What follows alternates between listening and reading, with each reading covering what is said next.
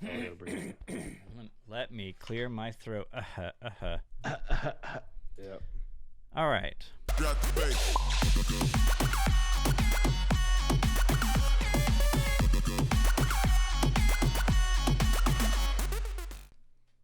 Welcome to the Buttonz podcast, where we ask, what in the Sam hell do those buttons do? Yeehaw!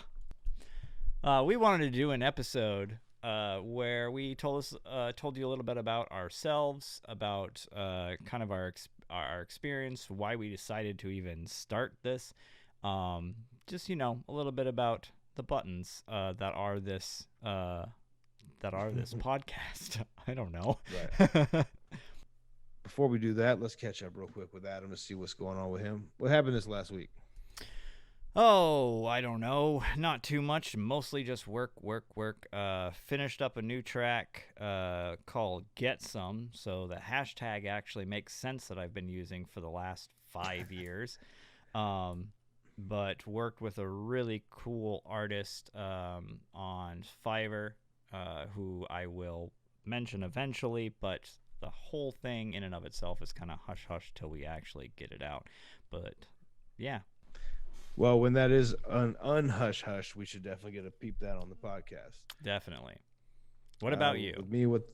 With me, moving into this house with my girlfriend, who I love very much. She is sleeping while we do this podcast. So I've been moving and stuff, and I'm doing school. We're gonna be out of town for a week, so I have to get as much of school stuff I can done as much as I can done before we leave town. So let's just jump right into it. Mad. But before we jump right into it, because we always go, we're gonna do this, but wait, we're gonna do this, but wait. Right. So before we jump in, tell them what they don't need to forget to do.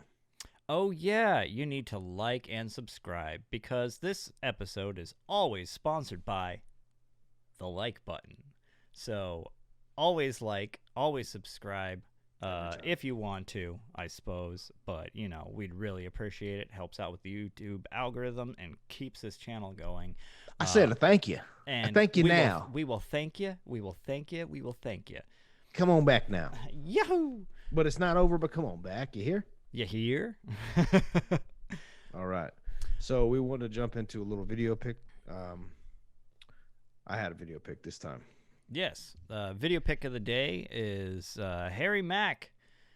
Killing it. Brought to you by what does he use? Well, he's on Omegle? It's his YouTube channel, but he's on the Omegle Bars series. Omegle, yeah. So Harry Mack, if anyone doesn't know about Harry Mack, like, you should definitely look him up on YouTube, Twitch, Instagram, Facebook, wherever. He's everywhere. He's got like 700,000 subscribers at this point, and if you're not knowing, you're about to find out. And we'll jump more into what he actually does, but let's go ahead and jump into this clip. It will happen in about 5 seconds. Yo, what's up? What's up, man? How you doing? I'm chilling. How are you guys? I'm doing pretty great. You have some good energy. Thank you. Thank you. You do too. Thank you. Muchas gracias. Muchas gracias. Do a Telemundo thing. She wants me to say something in Spanish because apparently whenever I speak Spanish, I sound like the Telemundo guy. Oh, all right. Let me hear it. Bienvenidos a Telemundo. Ahora. Telenovela para. I don't know. Hey, that seemed like a good effort. So what's you got music, man? Yeah, I'm a freestyle rapper. I make up raps off the top of my head. Okay, you sound like you could be good at that. Go ahead. Yeah. Okay, so I need you guys to help me out if you don't mind. Could you just give me a few random words and then I'll weave those into my freestyle? Pizza. Pizza? Labradoodles. Labradoodles? Nice. Yep. Nice. Let me get one more. Ariana Grande. Ariana Grande. All right. Pizza, Labradoodles, and Ariana Grande, right? Yeah. Oh, yeah. Random. All right, we're going to try this. You guys ready? Oh, yeah. You can already see the gears turning. I love it. Yeah. Okay. Hey. Okay. Hey. Okay. Here we go. Pay homage to him. Yeah. Yeah, I got the raw flows, y'all had better peep this. I'm eating rappers like pizza out the deep dish. I be improvising live with the raw flow. Deep dish pizza like you order from Chicago. Hey yo, my lyrics is nice, y'all all enticed. Hey yo, I'm eating rappers just like a New York slice. Yeah, hey yo, y'all know I'm off the top with the cold shit. Rappers like a New York slice of pizza, they get folded. Come on, I'm in the session, shouts out to my homies. Man, my lyrics, they be spicy like pizza with pepperoni. I'm on another level, the problem I'm about to solve it. Hit my pizza with the anchovy, onion, and the olive. Yeah, y'all best believe me, I'ma make this shit look easy. Most these rappers kinda like a slice of pizza cause they cheesy. I'm the one. When I'm in it, man, y'all know I draw it from the brain, plugged in just like Google. Where my dogs, labradoodles. Hey yo, I'm about to show you all I'm a beast. I feel like a labradoodle when I break off my leash. I told you I'm about to get it. I got flavor like fennel over instrumentals. Off my mental, I break out the kennel just like a labradoodle. That's crazy. Mack, I'ma navigate the maze. Like the check on fire, now it's about to blaze. Yeah, I'm about to do what your rappers they couldn't manage. Peace to my homie who be practicing the Spanish. Yeah, I'm on another plane for rappers up with anguish. Yeah, hey yo, he's trying to learn how to speak a new language. I'm about to bang this off the top. Rappers they went the wrong way. I be trying to drop hits like Ariana Grande. Let's make it happen. I improvise with the crazy flow. I'ma do like Ariana all up on the radio. Yeah, cause y'all know Harry Mack is in charge. Speaking the Spanish like Ariana's last name, I'm large. Hey Mac, I'll be on another plane, I do it big. Hey yo, rappers best not be prepared for this ruthless kid. Hey yo, my flow is off the handle. To the side of you, I see you got that piano. I got the lyrics so cold that they freeze. She got the piano, well Harry Mack got the keys. See, I got the keys just to open up doors so I can get more opportunities while I explore. Yeah, hey yo, I navigate this crazy world. She got the white and black shirt that says baby girl. And also honey, it ain't nothing funny. I'ma get the money. Harry Mack be shining like I'm sunny. Never been a dummy, let's go. Hey, I get mean with the phlegm. I dig the way that she's leaning on him. Yeah, hey yo, I'ma do this easily. Yeah, like the classic R&B song, Lean On Me. Hey, I'm on another plane when I get down. Yeah, people they be tripping when I'm flipping my sound. Come on, had to tap in just to rap on Omegle. I feel blessed just to meet so many other dope people. Let's go. Okay. What a fucking guy. You have an Instagram? Yeah, Instagram. I follow you, dog. Hold Yeah, hell yeah, hell yeah. Here, Everyone does that. I love that. All right, so yeah, like people always jump on. They're like, "Hey, I want to follow you. You got a YouTube," and like they're blown away because like not everybody on Omegle is on that level for sure. Oh yeah. That is. What did I want to say about that? Something. I still very thoroughly enjoy watching his stuff since you introduced me to him. Yeah, he's great. Portland, Oregon. You know what I mean? So it's nice to see him doing so well, moving down to LA and getting his little niche on. During COVID, he just kind of like popped up with the Omegle thing, and it just, man, people love it. Straight out of PDX. Yes, sir. It's funny too to see he's so much younger, and he's so positive, and it's good that people are still like that in this crazy world. Hell yeah. Well, especially, and that kind of like really rolls into kind of our main topic today, Right. as we wanted to talk about not only like kind of how we got onto it and everything, but the kind of the experiences that we've one of the reasons we even started this whole music talk podcasty thing, even though we're on YouTube right now. We'll get a podcast thing going eventually, I'm sure. But as we kind of talked into that thing because we keep we've run into a lot of people that just hate on a lot of the music industry and like where it is currently. Like I mean everybody always hears it, especially in hip hop. We've been hearing for the last 10-15 years now that rap's dead. Like all the like hip hop's dead, rap's dead. It's all garbage now. And people in the music industry in general just we had, I think the conversation started with a mutual friend of ours who we won't mention for namesake. Probably not. Yeah. But well, you tell me what he was saying because it was your story there. Well, he had posted a link. I hadn't heard from him in years, and he posted a link of some music, and it was some electronic music. And I know he used to produce drum and bass, a little dubstep, and he was a DJ for a while. And I was like, oh, I wonder if he like changed his old name. It's been over 10 years since I talked to him, and I was like, I reached out and I was like, hey, is this your new stuff? He's like, no, man, this ain't me. This is somebody I like.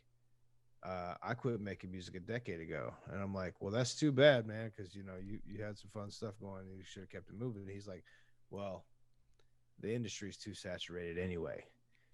And that kind of set me back to go like, well, yeah, but the whole world's saturated in every industry. I mean, like if that's the excuse, then I mean you might as well not do anything. Right. The grocery line is too long. Whatever Starbucks might as well not go shopping. Exactly. Like I mean, everything is saturated, like traffic, and how many people are trying to do the same thing, and how many people are trying to get the same job, and how many people want to get this apartment or that apartment.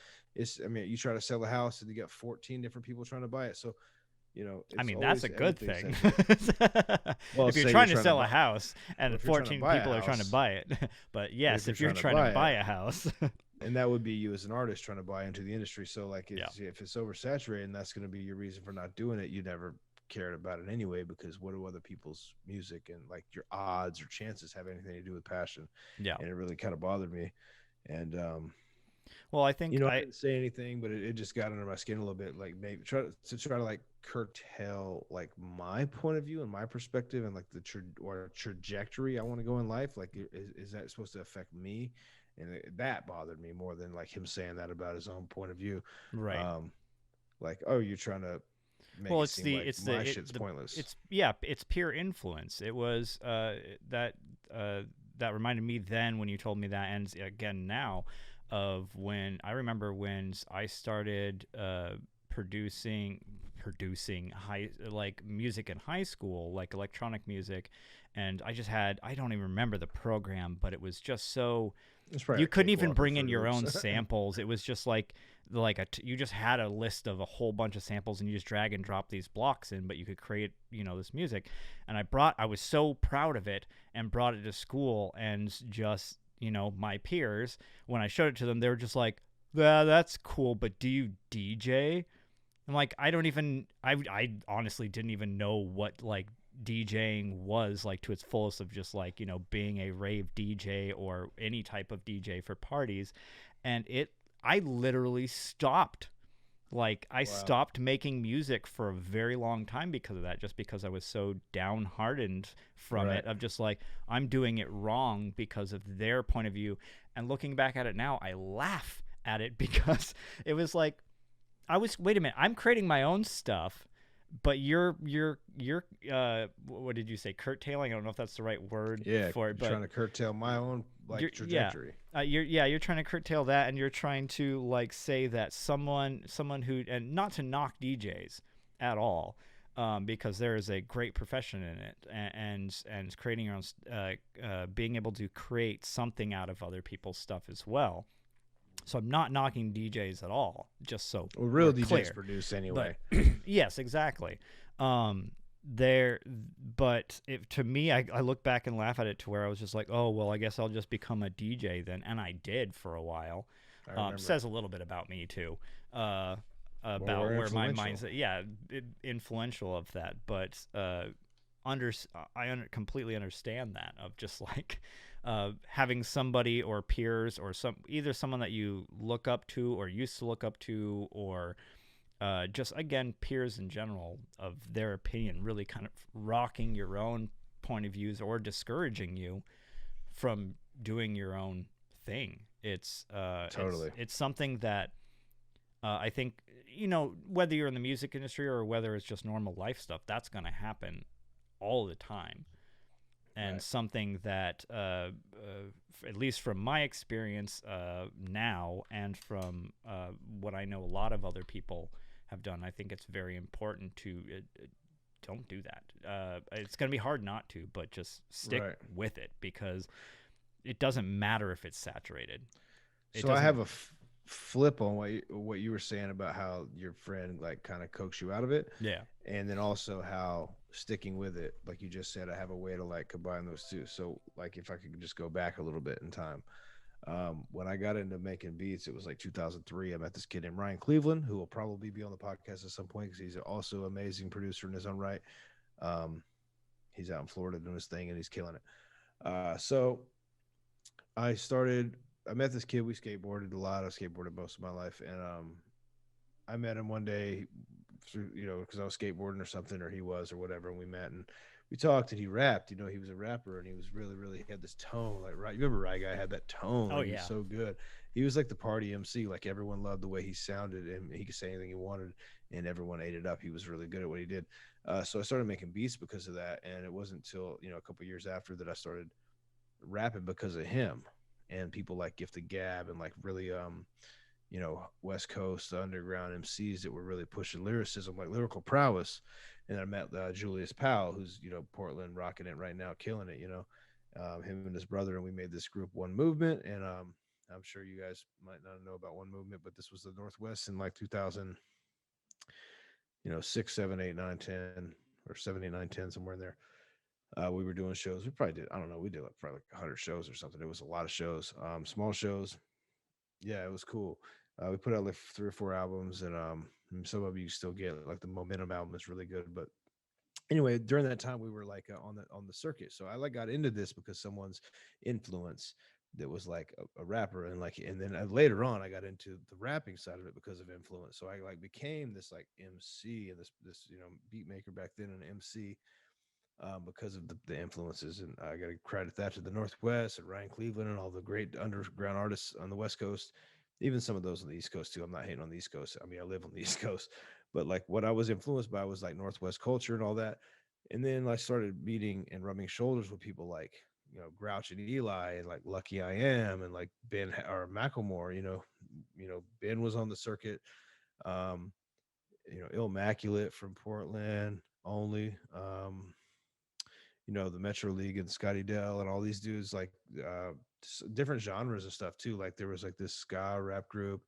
Um, I don't even know if that's the right genre, but I'd say. But Raise the Bridges was the group, and that's somebody Scotty Dell was in. And all these people who are like so amazing at what they do, and like some people have risen to the top, like Macklemore, or a lot of people know about Grouch and Eli and things like that. But and just sticking with it and being on that same circuit with people, like the same circuit Hieroglyphics was on, or same circuit, Black Alicious and all this underground stuff was on, hitting the same spots and doing the same thing, and just not necessarily having the clout or like the years in or the understanding of networking, even though you're starting to meet people.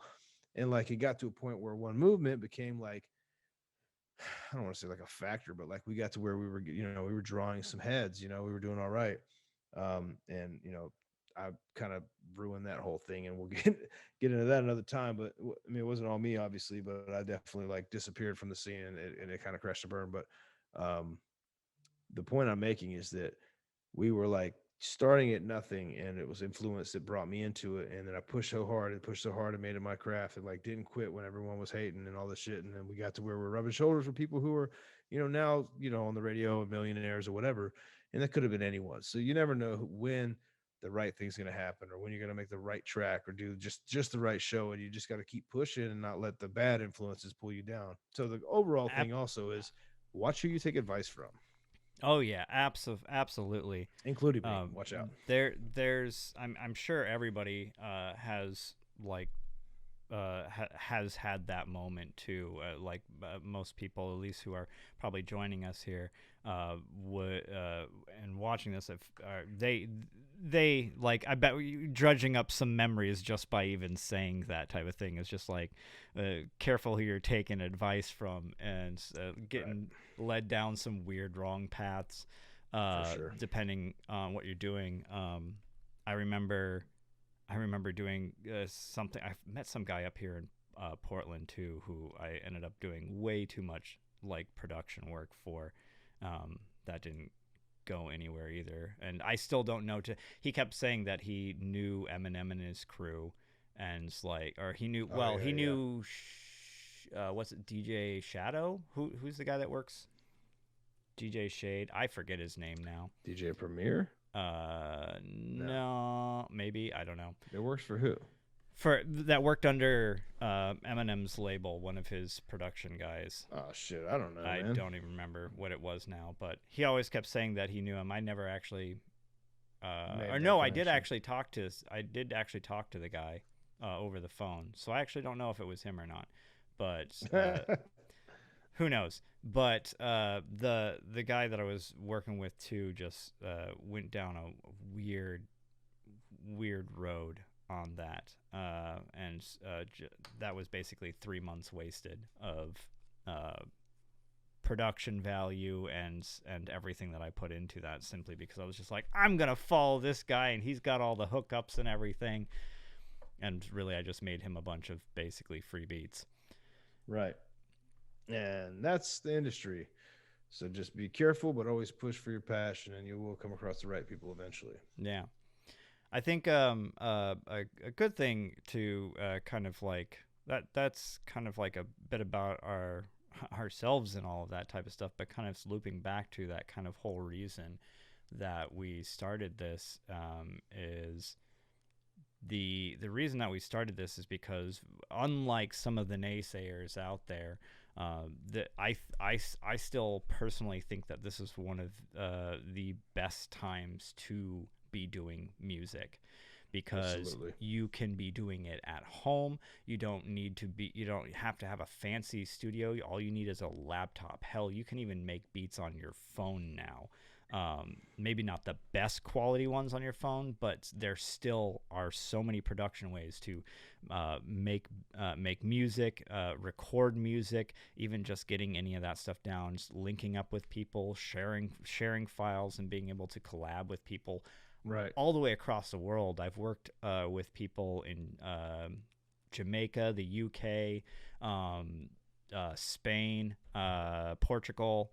Now simply just, Fiverr, shout out to Fiverr on that. That is it's a great platform, can be risky depending on who you're going through. I've definitely met some flaky people, but being able to work with those artists, I've met some great artists on there that I have worked with multiple times or will be working with again, just because of their sheer talent. And without the technology that we have, we wouldn't be able to create some of the things that we could now without millions of dollars and a lot of That's travel funny. time, all of that.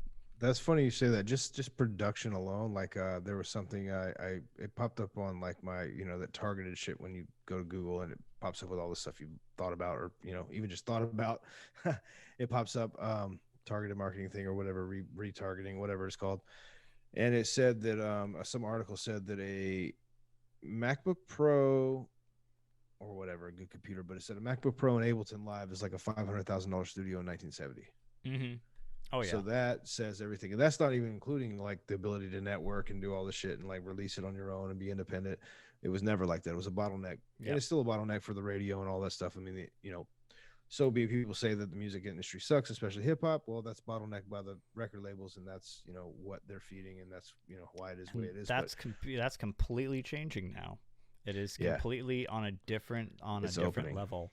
The bottleneck is changing. I mean, again, one of the reasons why we, as our pick of the day for with Harry Mack, is a prime example of that. Is this dude is doing all of this through social media, Omegle, and all of these types of things of growing his base. He's got the talent. He's got the skills. Yeah.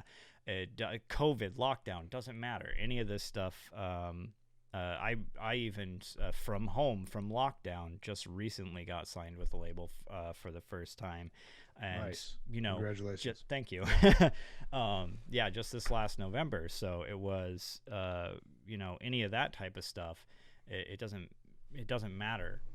And so we actually had a small technical difficulty here where I lost my audio on this part, so it's going to jump forward just a little bit.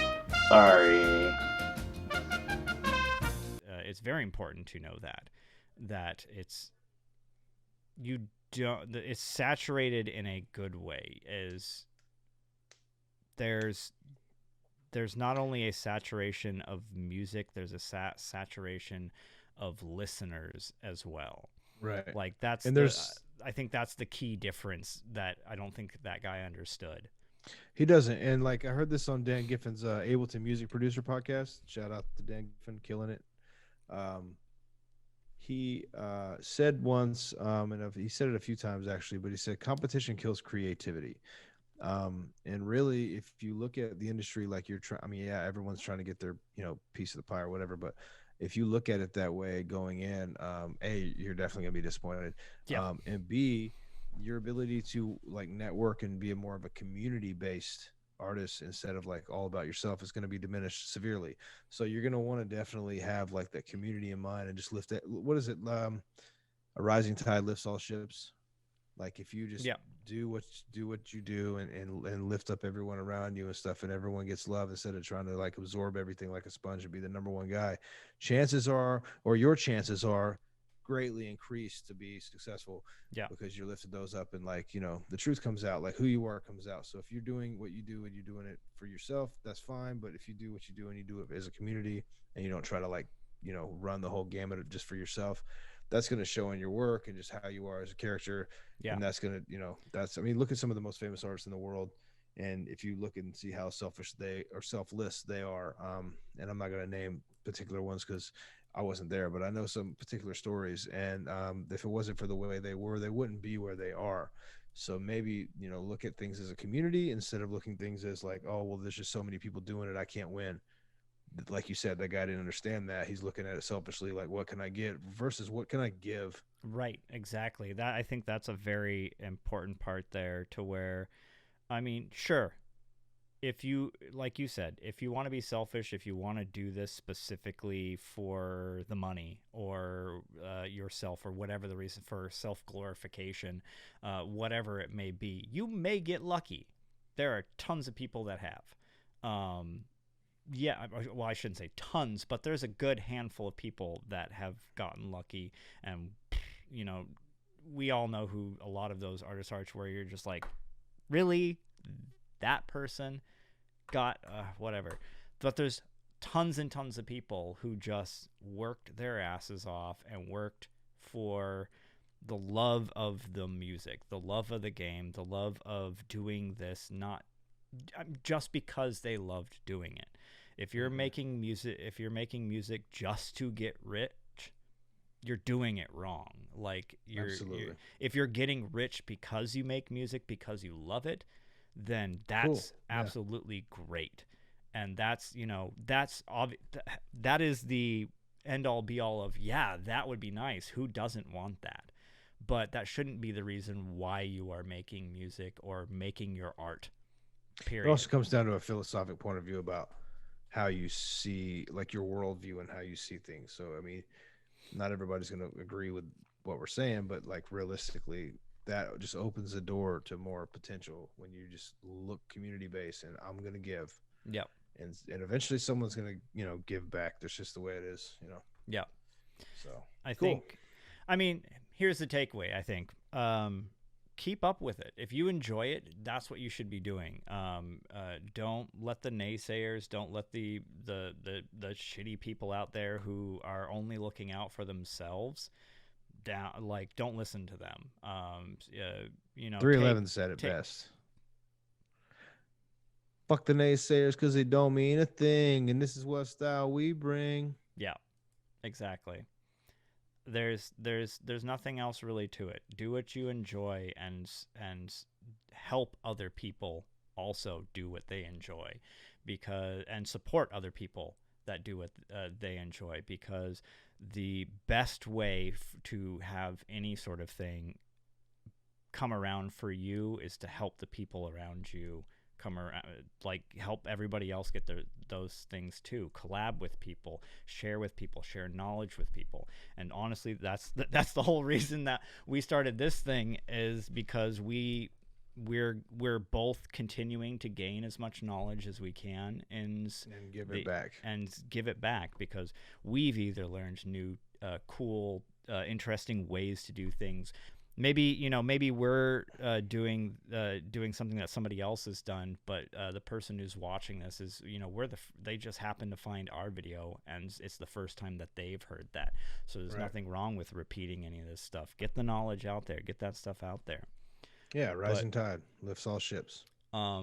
Before, kind of a long-winded sum up there on my part, but I think one thing that we want to definitely put out there for other people who are watching this is get a hold of us. Give us feedback. Give us pointers. If we're doing something wrong, tell us. Well, we would love to absolutely hear it. Maybe we can say stuff a better way. Like we love good or bad criticism. Just give it to us. Like we'll take everything with a grain of salt, and we're gonna do our own thing. But we would love to hear from you guys.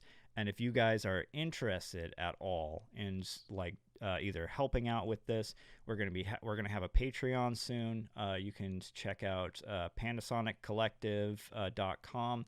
And we have a donate button there where it's going to help us kind of beef up our studios and our productions and our podcasts, our videos here.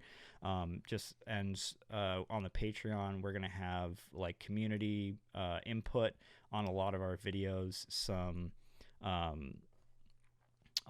We're going to have community input on our videos and have people be able to see stuff ahead of time and help us kind of either edit or clean things up and say, I don't know, maybe either reword this or edit that, help make us this stuff good. And if you're interested on being on this show, hell, we're all in lockdown still.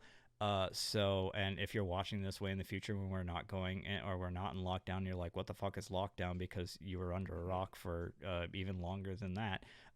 Welcome. The world is better now. Hope you are having fun. We're still in lockdown, so we can all Zoom each other. Come on the show. Like, get a hold of one of us. Perfect example. Those are contacts for Instagram. For Alan here, for me, PandaSonic, PDX, pretty much everywhere.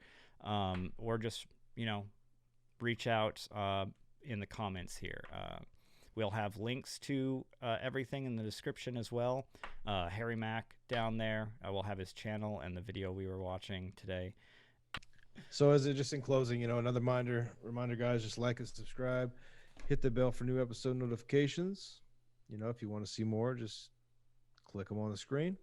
Follow the links in the description. Click. And, thanks for joining us. We do this every week, and we'll be back. Appreciate y'all. And don't forget to ask that question. What those buttons do. We're about 60% on point with that. Got the bass.